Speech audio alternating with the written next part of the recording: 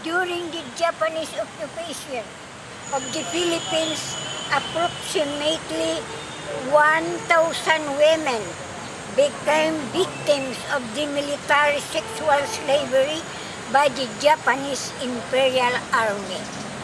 All over the country, in this comfort station or sites where the institutional and organized rape and abuse of women by the Japanese military were committed.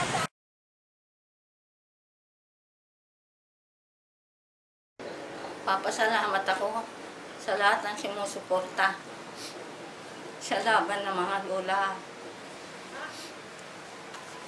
Sa lahat na biktima ng karahasan noong panahon ng pangalawang digmaan. Sana ipagpatuloy nila yung suporta para sa amin. Kasi ito, hindi namin titigilan ito na ipaglaban hanggang hindi namin makamit ang tunay na katarungan para sa amin.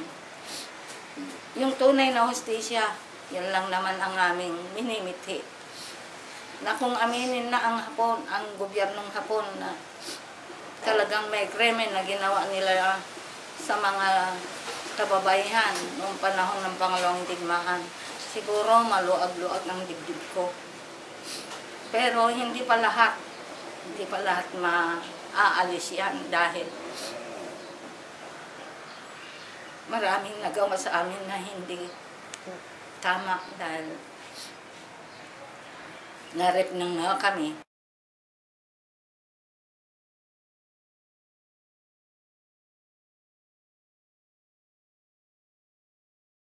Maraming salamat sa lahat ng sumuporta sa amin